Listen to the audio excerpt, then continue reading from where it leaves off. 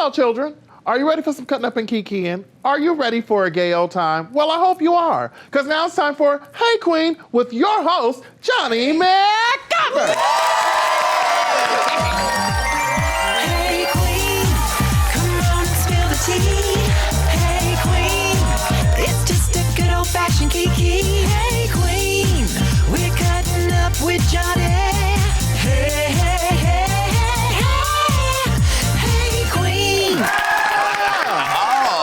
Hello, my foxy flamboyant family, and welcome to another kitty cat meow episode of Hey Qween, with me, your host, Mr. Jonny McGovern. Today's show has me tickled pink. We have a true blue bitch, I'm from Chicago Qween with us today. From RuPaul's Drag Race Season 10, she came into the workroom ready to fight, and our eyes were glued to her forever after.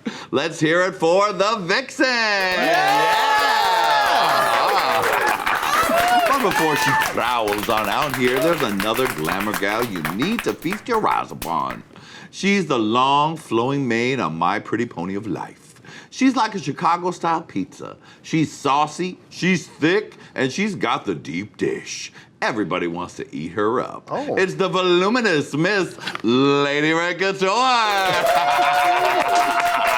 Why are you voluminous today? Okay, full and fat as fuck. You know me. You are giving me the full rainbow connection fantasy right now. Okay, and still eating. Still eating. Look what I got. What is that? Oh my God. Did you brought yourself a little snack? Well, you tied it over? It's takeout to a whole new level. Yes, it is. God, Wig Takeout sent me this lovely piece that I have on my head, but I decided to put it on and fill it with, of course, orange chicken. Oh my goodness. Girl, look how orange that chicken looks. Well, it looks wonderful, and I'm not playing at all. That's right. Well, go ahead with the show. I'm gonna you're gonna doop, just chomp away. Just a little. That should last you at least the first half of the show. I mean, at least they send you a fortune cookie too. Here, you have that. Oh, thank you so much. Yeah. Wait till later. Later on. Well, honey, we got a big show today. Like you God. just mentioned, the Vixen is in the house. Oh, yeah. Yeah. Honey, there is so much to talk about. Oh, baby. Oh, this show is going to be delightfully delicious. I'll be ready for all the tea she's going to spill. Yes, honey, and just to hear her voice without her being interrupted. Exactly. And we'll be back with the Vixen right after this very gay break. Yeah!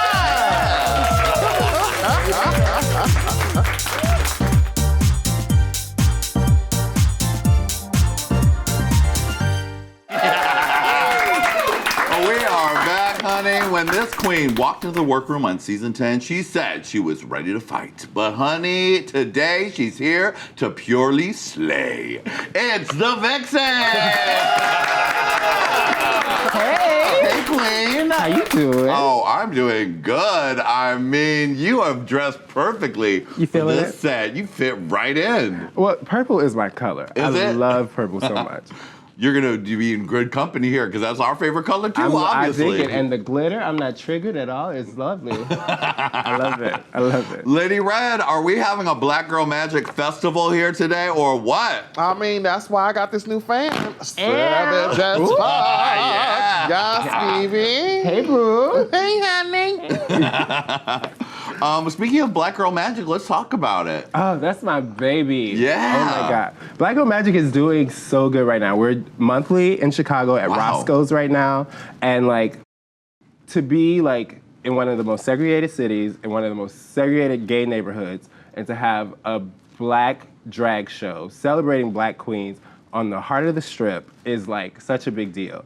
And we've, been sold out. We've, been killing it. We've had all these different guests from RuPaul's Drag Race. We're having Peppermint and Coco Montrese next month. Nice. It's such a big deal, and it means so much to the queens who are from the community. It means so much to the queens who visit because they don't get to have that experience either. Right. So it's a really big deal right now. That's incredible. And what are your dreams for that? Because it seems like that could become something really big. I know you've done larger versions of it. Yeah. What's the fantasy? I wanted to go on tour. I want to be Black Priscilla, Queens of the Desert, just going everywhere. And what's so great is that like the cities that need it most, they show up. And so like we've done Milwaukee, we're going to Champaign next month. Like I just want to take it wherever it is. And I really want other queens to start their own chapters. Because I can't be everywhere at once. Yeah. It's impossible. So I don't own the phrase Black Girl Magic.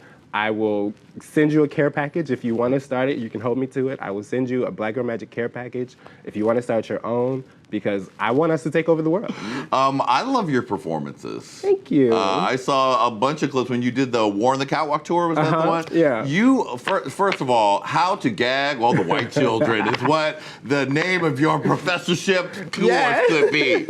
Because, honey, when you came out in the Confederate flag dress, They wasn't ready. Giving a nod to RuPaul carrying a white carrosse. I mean, Lady Red, please snap that fan. There you go. That is exactly what that was. Yes.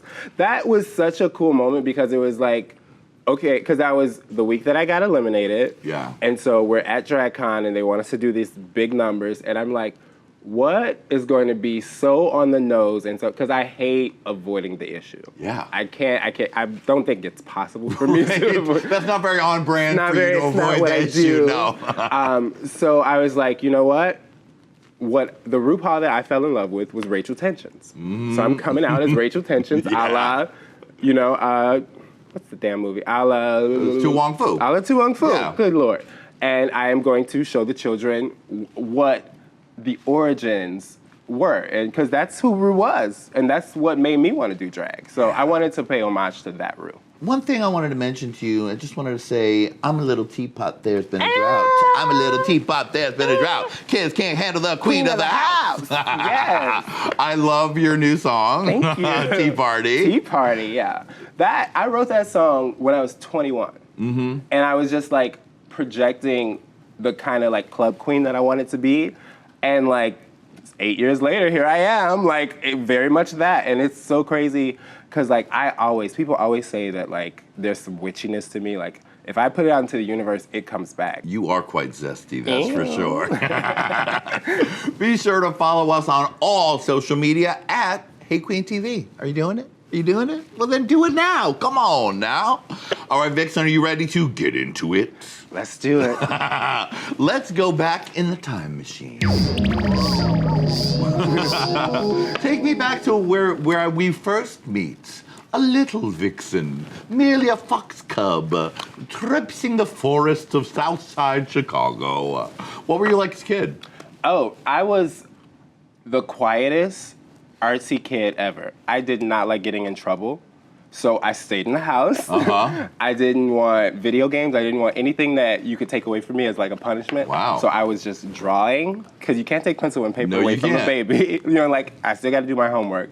So I was always just drawing and writing songs. Like literally since I was 6 years old, I've been doing fashion design and music and just like preparing myself for all this. Southside Chicago is known to be rough and tough. Another reason to stay inside. Exactly. Now, what was that like, being an artsy kid, sort of flower growing out of the pavement? Yeah, it's really weird because it's like, you know, especially as an artist, you want to express yourself, you want to be noticed. But then as a little black gay boy on the South Side, you kind of want to fly under the radar.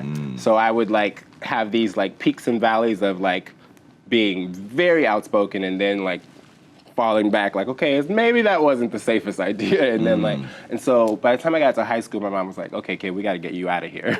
And so we moved to the suburbs and I joined a show choir. And that was all she wrote. That's like, show choir like really put me on the path. Like, because I was like, boys get to wear makeup and sing and dance. Oh my God. And so sophomore year, I was captain of the dance team. Junior and senior year, I was president of show choir.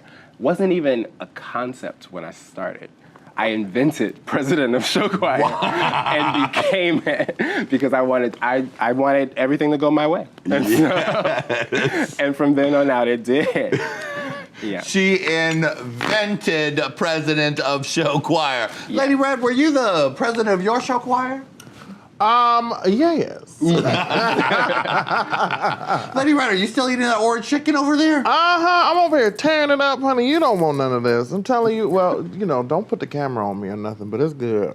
Now, your first drag gig was at Jeffrey Pub. Yes, the Jeffrey Pub is like, if you're on the South Side, that is where you get your start. That's that's the juke joint. Yeah. Yes, and I was so enamored by all the pageant queens that came through there, like all these bucking queens who could like really turn it. I learned everything because they are brutal.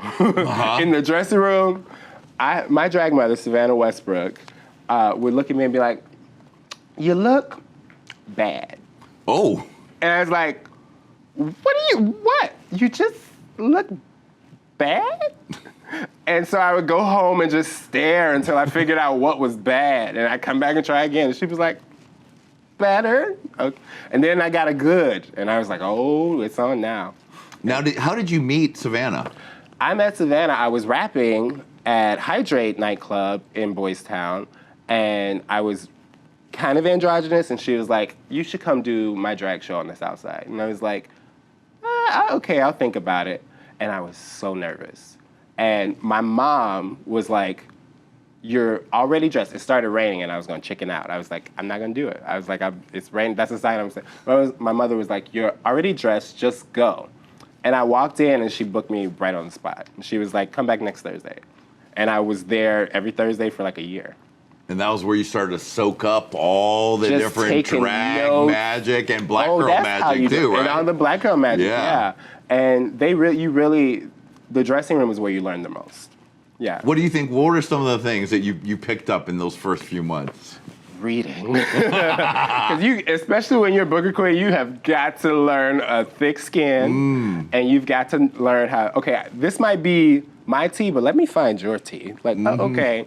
And so my thing was I was a Boy Scout. I had all the possible drag that I could possibly use. I didn't know what to do with it, but I had all the things. And so girls would like to borrow from me a lot. And so we came up with the phrase, I brought my drag, not our drag. And so you just kind of get that thick skin and you like learn to clap back and bounce back, and they taught me how to fight. Yeah, all right, yeah. Let's talk about the sort of inciting incident in terms of you're really wanting to push activism and be bold. Is that I think it was a Pride. It was a Pride parade. Where someone called you Southside trash. Yes. Take me back there, because this is like an inciting incident. It's kind of like if as Vixen as superhero, that's when the supervillain did something to her. That's the radioactive from the spider that got exactly. me. Yeah. So I was bouncing back between like performing at the Jeffrey Pub on the South Side and then like doing all my gigs on the North Side. And this was the year that there was a shooting at Post nightclub.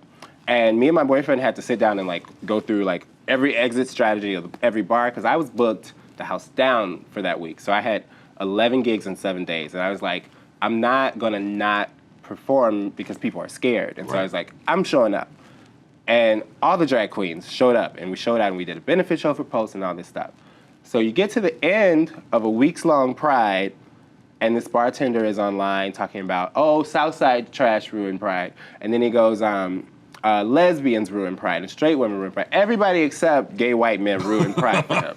So I hadn't even got out of bed yet. And I still to this day have not learned the lesson of do not tweet until you sit up right. Because my temper hasn't evened out through my mind. And so I was livid because I had put so much energy and like had to overcome my own fears to help make Pride special for everybody else. And how dare you? I was lit. So from then on, I was like wearing Southside trash on my leotards. I was like throwing it in everybody's faces, doing like photo shoots. Like, we're gonna talk about it because I'm sick of y'all acting like I don't belong here. Yes, Vixen. Be sure to follow Hey Qween on Patreon, patreon.com/HeyQueenTV for podcasts and more. Hey Queens, thanks for watching. For part 2 of this interview, click here. For more Hey Qween fabulousness, click here. And of course, don't forget to subscribe.